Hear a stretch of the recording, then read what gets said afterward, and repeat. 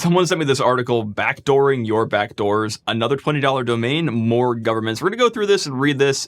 I gave it a quick little scan before. It seems like it is a research organization that bought domains and was able to use that to backdoor backdoors. Let's give it a little read. Also, if you're new here, hi, my name is Ed. This is Low Level TV, a channel where I make videos about software security, cybersecurity, CVEs, hacking, all that cool stuff. I'm actually a security engineer and offensive security specialist in my day job. So if you're into that kind of stuff or just want to hang out with me, hit that sub button. I really appreciate it. Thank you. After the excitement of our .mobi research, okay, I'm guessing this organization did research on a previous TLD, a top-level domain, we were left twiddling our thumbs. As you may recall, in 2024, we demonstrated the impact of an unregistered domain when we subverted the TLS SSL certificate authority process for verifying domain ownership to give ourselves the ability to issue valid and trusted TLS certificates for any Mobi domain. That is terrifying. I would love to know who owns the TLD for this that allowed them to be able to issue arbitrary TLS certs for that TLD. That's not relevant for this video, but still, that's good research on their part. My God, who is this? Watchtower Labs. Okay. This resulted in significant internet-wide change, with Google petitioning the CAB forum to wholly sunset the use of Whois for ownership validation when issuing CI-signed TLS SSL certs. Oh, interesting. I didn't actually know that there was any Whois process for issuing certificates. I know like right now you use DMARC, which effectively means you put a record inside of the cert. If it matches the value, it indicates to the issuer that you own that domain, but Whois is a weird choice.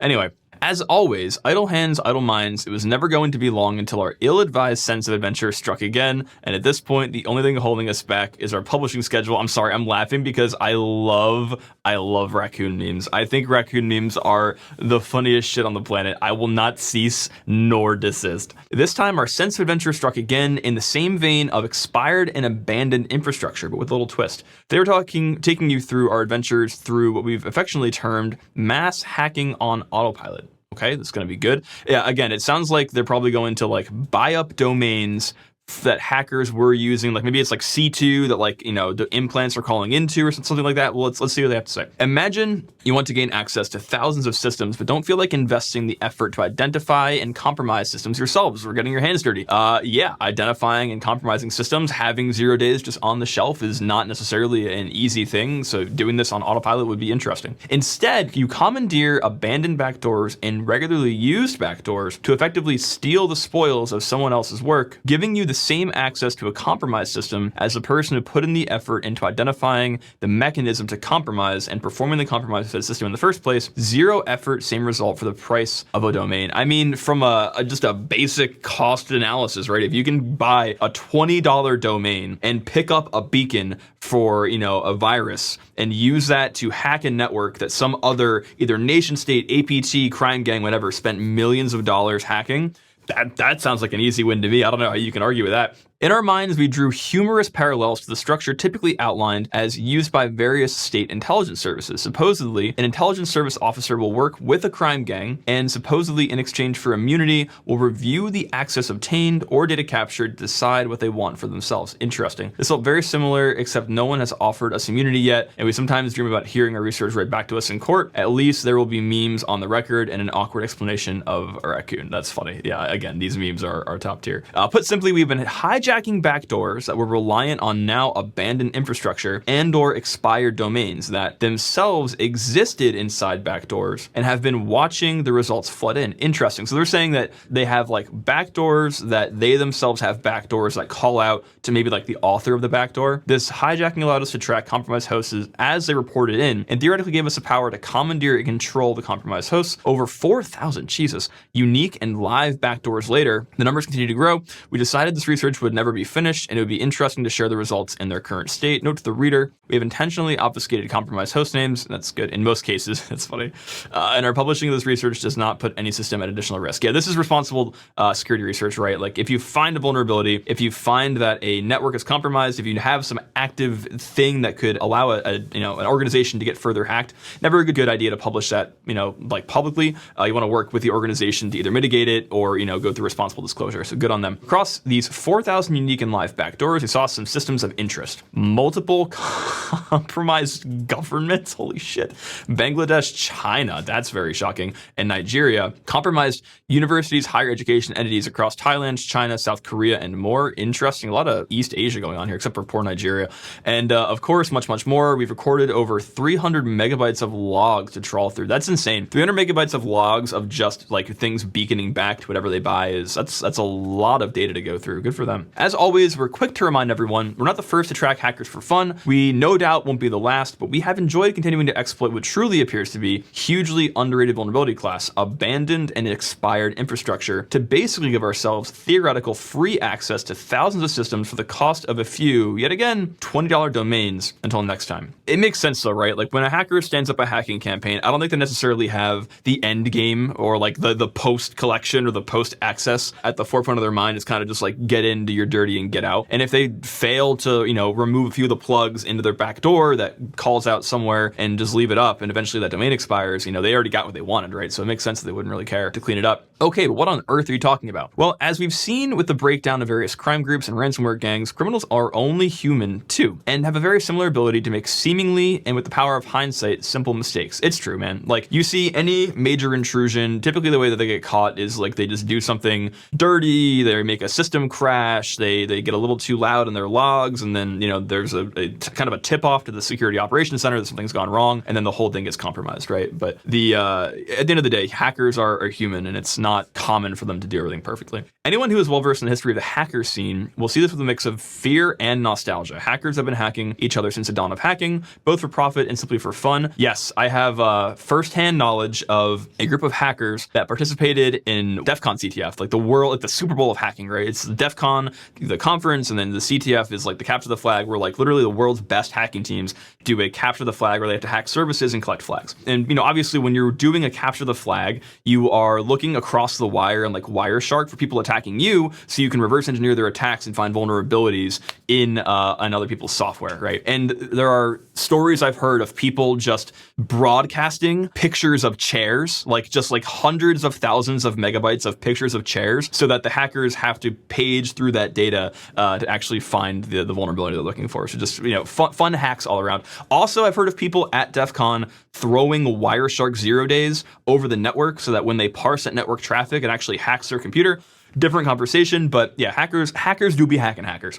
There is a general common belief, backed up with a significant amount of evidence, that hackers are, in general, pretty bad at securing networks. Yeah, man. I mean, hackers, I think, are really good at hacking, and because of that, hackers are bad at other stuff. Hackers typically are bad programmers. Hackers typically are bad network architects. They're very good at getting in. They're not so good at a lot of other stuff. Webshells. As a brief journey through the history, we want to give a bit of background, context to important folks. So let's talk Webshells. Webshells. Yeah, the traditional backdoor of like the 2008 hacking scene. Webshells are, in effect, pieces of code that serve as backdoors deployed to web servers after successful exploitation to allow the usual post-exploitation activities to take place. This is a fairly simple concept, and this blog post is not designed to be an Explain Like I'm 5 computer science course. Webshells come in various formats, bare bones simple shells that just execute a command like the age-old. Yeah, so what this does here is if you hacked onto a server that runs PHP, you could create a special hidden page that all it does is run this command, right? It runs a system function, which is running the contents of this on the command line, and you pass it in the parameter in the get requests, the exec field, and it will just run that command, right? So you've effectively given yourself a backdoor that you can go to. And then there are a ton of other web shells, as I note here. So you have C99 Shell, R57 Shell, China Chopper, yep, and thousands of other variations. Dude, this is giving me like hardcore flashbacks. Back before I like got into the scene officially, I was doing some nefarious shit in high school, trying to maybe or may not get into an organization that maybe I shouldn't be hacking into. And so I did a lot of research on how to do that kind of stuff. And I remember explicitly seeing this page. I didn't know what this was. I did not know what a shell was. I remember I think I tried to run this locally, and I was like confused as to why it didn't just like give me access to my high school. But yeah, that's pretty crazy. Okay. And And here's another shell, C99 Shell, published by CC Team RU with similar features. Yeah, okay, so like these are just two common shells. The idea is like if you hack into a server, you put these shells up and it gives you command line access. You know, you can see the directories of all the servers and you can do kind of your evil bidding without having to like stay on a command line. It just makes it easier to operate what you're doing. And as you can see, these shells have everything a modern day attacker could need, including command executed functions, file management, code executed functions, self-removal functionality, backdoor employment, FTP brute force capabilities. That's interesting, kind of a weird feature to add. And then SQL clients. Literally, if you have a need, these shells can satisfy it. They're essentially improved versions of whatever you use for remote management in 2024. My question is how did they compromise domains to get access to these, right? Because like this is a backdoor that is installed on the compromised host. These necessarily don't call out anywhere. These are a shell you have to actually log into. They don't beacon out. So I'm sure they're going to explain this, but I'm curious how they actually got access to these. But they have more. Ooh. However, what is less commonly known is that these shells were often backdoored to allow hackers to hack hackers. Yeah, I mean, that makes sense, dude. Okay, if you're downloading your backdoor, your web shell you're going to use from R57 Shell, which is published by rst.void.ru, if you are not skeptical that that shell is not going to also have a backdoor in it so that they get access to your stuff, I don't know what you're thinking. Now, granted, when I was 13, I was probably not also thinking that, but now that I'm not 13, I definitely would be a little more skeptical of that. So let's see. For example, within its bare unmodified version of R57 shell, we can find the following code. If in array address 0 serve print this image, rst void ru shell version PHP.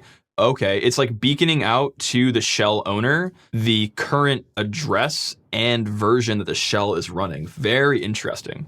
I don't see anything malicious in here though, just a bunch of images and stuff. The code generates an HTML tag with 0 size, fetching a file from rst void ru to apparently send the current version of the shell in the script maintainer. Seems innocent enough. Yeah, exactly. I don't know what's bad about this. In reality though, this leaks the location of the newly deployed web shell to the owners of this via the HTTP request. And so after hacking away, oh, okay, you've handed your newly garnered shell to somebody smarter than you, the bigger fish per se. Yeah, so they with this information in their logs, they now can just go back and navigate to the shell, and now they also have access to the backdoor. Very interesting. Redacted Watchtower web shell developer script kiddies. Yeah, exactly. The food chain is alive, and yeah, hopefully you get the idea. I am a security professional. I always configure auth. A lot of web shells come with password protection, allowing the attacker to restrict access to themselves only. Surprise, surprise, though. A common feature of these backdoors is one that allows the original author of the web shell, in addition to the current attacker, to gain access to any host running the web shell, but effectively acts as a skeleton key. Okay, and that makes sense, right? If the overall campaign here is that the backdoor authors are just using the backdoor as a way of propagating their access, then they would definitely leave like a hard-coded key or some kind of like other backdoor in the backdoor to get access to it. A good historic example is the above-mentioned C99 Shell Backdoor. While this is not novel or new and has been discussed for years, we are detailing for background context with the hopes of painting a clear picture. Take a look yourself. So login, password, MD5, and MD5. That's crazy. Okay, so I'm assuming this is going to be the login and the password for the actual shell itself. Extract the request data of C99 Shell. Okay. If the server auth user is not equal to the login, auth password is not equal to the password, say that you're not logged in, etc. Okay, at first glance, seems pretty straightforward. Login and the password are hard-coded at the top of the code, intended to be customized by the attacker before deploying, right? So when you're the hacker, when you want to put your web shell down, you would put the login and the password here, and you need to go for there. Later on, a typical comparison with the auth user, auth password performs authentication checks, exiting if they don't match. Seems fairly normal. Yes, I see no issues with this. But what about the innocent-looking extract? Well, according to PHP.net, that function isn't safe for use on untrusted data. Oh, it's a deserialization attack inside the backdoor. The extract function is designed to effectively take input in the form of key value pairs and then use them to overwrite variables in the current scope. Okay, so an attacker or like the author of the backdoor could use this C99 Shell request object to deserialize, and I'm assuming overwrite the login and password fields to put their own content there. Hold on. This means that a criminal targeting or criminals can simply put a C99 Shell request containing a variable named MD5 pass to the value set to their own password and a login sent to the username of their choice. This will then overwrite the hard-coded credential variables and allow the bigger fish attack to satisfy authentication. Okay, so the thing is, you would have to have knowledge of this beforehand. So who's going to have that, right? Obviously the backdoor authors, and then then potentially the people that are implementing the backdoor, which I'm assuming that like if they knew about that bug, they would just delete this. But yeah, this makes sense, right? So again, you're beaconing out, you're telling the backdoor author where your backdoor is, and then you're able to overwrite the logins with this magical request by the vulnerability in extract. Very interesting. I can't believe it's not backdoor. While this history was exciting for those of us that just enjoy living the halcyon days of an unpoliced internet, it is nostalgic, man. 2010, 2011, like peak OG YouTube, peak like 4chan days, good times. We found ourselves in an uncomfortable position after Moby. Would we ever get attention ever again? After throwing logic and the time into the wind, we started a new hypothesis. Wouldn't it be cool if we could play with some of our older toys, but with a unique angle, call it research, and just generally see what people are up to? That does sound fun. Getting paid to fuck around and find out is cool. As we alluded to the start of this post, we have really fallen in love with abandoned and expired infrastructure as a way to legally wreak havoc on the internet and work out just how broken everything is. As those of you who know the Watchtower team intimately will be aware, obsession is a very powerful force and something of a theme against many team members. We regularly settle on beliefs and will relentlessly find ways to prove our beliefs until we either find a new obsession or we do indeed prove ourselves to be correct. Although the void rue domain used in R57 shell is being actively renewed by an advertising agency, that's okay, interesting. We wondered, were they the only ones that had realized that hackers and pen testers were regularly downloading random code off the internet, fire it at production systems, and think that they're Neo from the Matrix?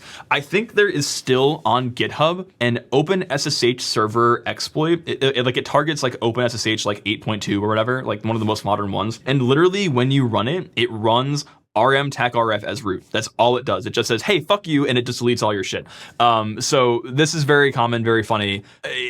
Yeah, hackers, script kiddies in particular, and pen testers do be git cloning repos off GitHub and just shooting them off into the wind. Could we put ourselves in the middle of some of these backdoors and add to our unofficial sysadmin duties? The answer is yes. Adopting some internal code, we went on a mission to collect as many web shells as possible, regardless of language, target, or age, to deobfuscate any code that happened to be protected by the power of base 64. Dude, the amount of base 64 backdoors I've seen in malware is too damn high. And extract any registered domains likely used in some sort of callback function. We then hooked that up to the AWS Route 53 API and bought them in mass. Honestly, it's $20 and we've done worse with more.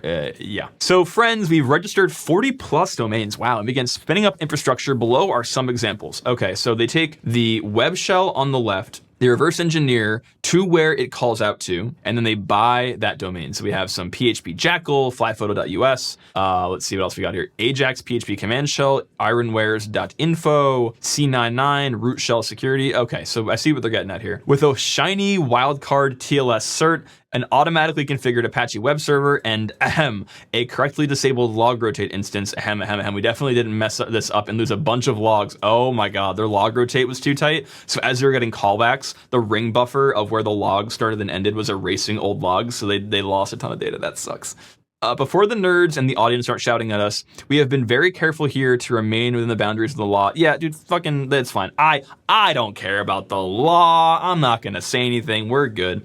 These requests for coming into us, we didn't manipulate systems and communicating with us. Yeah, that's the thing, man. Like, if they're already beaconing out and you're kind of just like you're taking a little whiff, you know, you're taking a little sniff on the data there, I think that's fine. As long as you're not like, you know, using that to actually exploit into the systems and do evil shit. They're already compromised, right? You could argue this is actually better because now someone knows that they're hacked and you can go talk to them about it. These requests are coming to us. We didn't manipulate systems into communicating with us, and we certainly did not respond with code to be evaluated. Exactly. They're not hacking back. While we have a huge amount of data and to walk through it all would be tedious for all of us involved, we wanted to highlight a few interesting things. Hello, North Korea. I did not expect to see that. Okay. What did we see? Well, first of all, we saw somebody cosplaying as Lazarus Group, aka APT-37, aka North Korea. It seems unlikely that we've caught Lazarus in the act given the targets. We're probably seeing some attackers who are repurposing the APT level tooling used by Lazarus for their own ends. Okay, so probably like Lazarus had a backdoor, someone caught it, they repurposed it themselves and are now using it elsewhere, and they are catching the callbacks from that.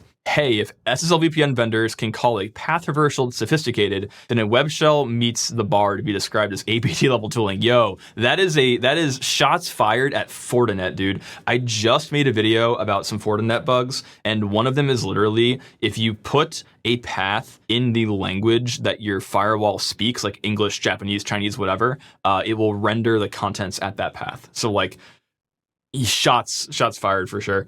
Okay, like sandcastles at the beach regularly described as architecture. Look at the following inbound requests. Okay, so these are requests coming in for the images on the backdoor, probably, right? Yeah, very interesting. From redacted.cn. Okay, interesting. And redacted.net. All people using Mozilla Firefox. Very interesting. Oh no, sorry, Chrome 109, and then Firefox 115, very interesting. We saw thousands of requests like this, fetching a GIF image from our logging server. What do they represent? Well, we were able to locate the sample of the backdoor generating these requests. It fell off the back of a passing lorry. Oh God. It seems to be the version of one used by Lazarus back in 2020. If we take a closer look at the backdoor, we strip away some of the obfuscation, we can see the beaconing URL is being fetched as a GIF. It's pronounced a GIF, by the way. You don't Joe to the bathroom, you go to the bathroom.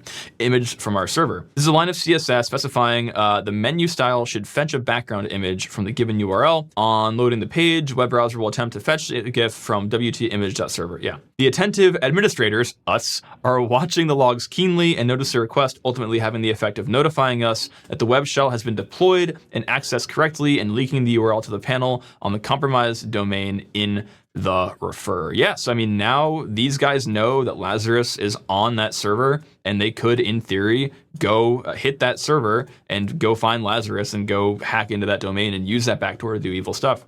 We saw over 3,900 unique compromised domains from this backdoor alone. Clearly, this is a prolific tool. The .gov is always near. Oh, Lord. Today, looking through the results for high-value domains within our refers, we see the following stood out like a shining beacon. So yeah, grep refers for gov, and we see something gov.cn, something gov Nigeria, something gov cn, court gov cn, Jesus Christ, and something gov BD is probably Bangladesh, like I said up top. FHC is the Federal High Court of Nigeria. Oh boy. As we can see from the logs below, this is across 4 different backdoors, therefore 4 different web shells responsible for capturing this information, demonstrated with the 4 different domains the requests were sent to. What do we got here? Yeah, GovCN. Okay. And all using what? Safari and mobile Safari. Imagine, dude, they're on their phones, like driving their campaign. That's crazy. Safari, Presto version 2.2, interesting, and then Edge, very interesting. The Cisco we have at home. Naturally, we took a look through the data set for any high-profile targets. We found the following, which make us do a double take. Why? Oh, Cisco. Ciscosoft.com.cn/redacted. Ciscosoft.com.cn, we were somewhat relieved to discover this bears no relation to the American software giant Cisco. Yeah, they thought for a second, I guess, that like Cisco itself had been compromised, which would have been pretty no bueno. Look at this website, dude. Just garbage. Absolute garbage. Interesting. As we went through the data, we began to see another type of backdoor calling back, one that was far more explicit than loading an image file and relying on leaking the location in the referred header. Specifically, we began to see functionality that would call back to actual logging functionality with specific information included in the parameters. So, for example, key ASP URL equals blank, celeb by Constria Day Riches. Interesting. What is a lot of this is redacted. It's kind of hard to figure out what's going on here. QQ browser. Interesting. They immediately piqued our interest, but not only is the URL web shell being provided, but there is also a mysterious P parameter included. Yeah, I think they redacted that. Probably P for password or something. What's being sent there? Well, let's first take a peek at the URL in the refer. It's once again a web shell, but this time there's a password. To figure out what the password represents, we'll need to take a look at the code behind the web shell. It's an ASP, and the relevant part looks like this.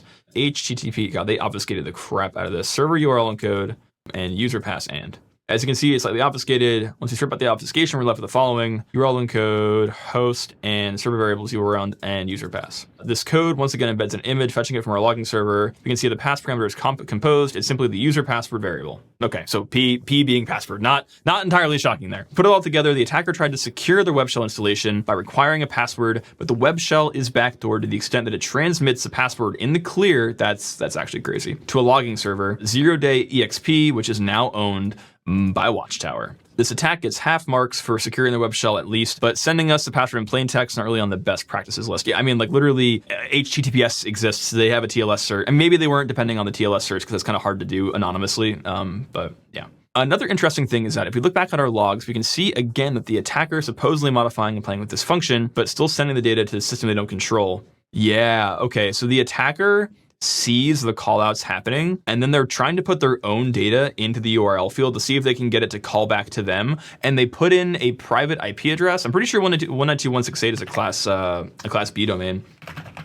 It's class C, but it has a /16 at the end. That's crazy. So this would never even work. Like, bro. Oh, and localhost. Very good. Yes. Bro is learning the basics of networking on the fly. Hack the planet. Well, this has hopefully been a stroll down nostalgia lane for many of us. Yes. Our opinion is that as the internet ages and as we begin to truly understand the scope of our impact for abandoned and expired infrastructure, we're likely to see this continue. Previously, it was an expired domain previously used as a Whois server supporting a global TLD. Oh, I see. So they were able to compromise the Whois server, and then because the Whois server was being used for domain verification, they were able to man in the middle of the Whois requests and then issue TLS certificates for anything on the top of the Moby domain. That's wild. Today, it is domains used in backdoors. What's next? Software update infrastructure and auto-scaling cloud infrastructure for SSL VPN appliances? That would be crazy. Again, I feel like they're pointing their guns at Fortinet and like something is about to go down. That's crazy. We like to see semi-positive. Actually, this is a lie. We try to be. It is somewhat encouraging to see attackers make the simple mistakes to be as defenders. Make the same mistakes as defenders. It's easy to slip into the mindset that attackers never slip up, but we saw evidence of the contrary. Boxes with open web shells, expired domains, and the use of software that has been backdoored. Perhaps the playing field is more level than we thought. Editor, or the intelligence spread far wider than expected. While it's noteworthy that the shells we observed were predominantly skewed towards Chinese targets, very interesting. I would assume it's the other way around. I would assume it's Chinese hackers hacking Western targets, but okay. A likely reflection of the sample of our data set. Okay, maybe it's that too. We are also reluctant to draw conclusions based on source IP addresses, given the ease of proxying. That's true as well, yeah.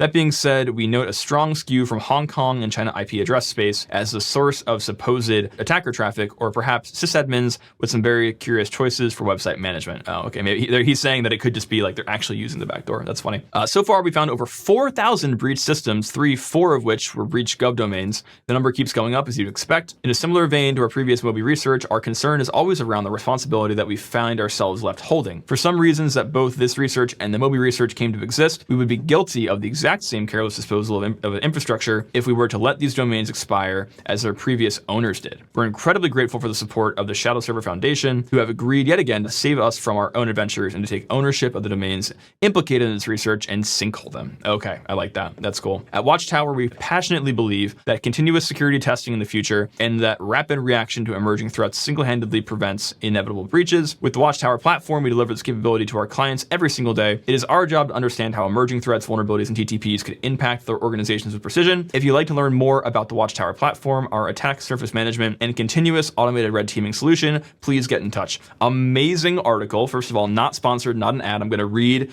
their ad read because they allowed me to read their article. Really, really cool write-up. I'm actually shocked how negligent the hackers are that are using these reverse shells, or these, not even these reverse shells. That's the thing. They're not reverse shells. They're just using shells, and they didn't do the basic checking of like, is there anything in this shell that if I were to navigate to it would beacon out to the author and tell them, hey, someone is hacking into this server. I think it's important to be kind of like, skeptical of what you're getting into when you're doing these kinds of things. If you're doing a pen test for mompandpopshopcookies.com, I would prefer if you didn't give the void root domain access to their mom and pop shop as well. So very interesting read, guys. I will link it in the description below. Thank you so much for watching. If you like these kind of article read videos, you like my reaction to these things, let me know in the comments below. I do appreciate it. And yeah, guys, go check out Watchtower Labs' research. I'm assuming their other stuff is as good as this one. I'll be making more content with them here in a minute, and we'll go from there. Thanks, guys. We'll see you.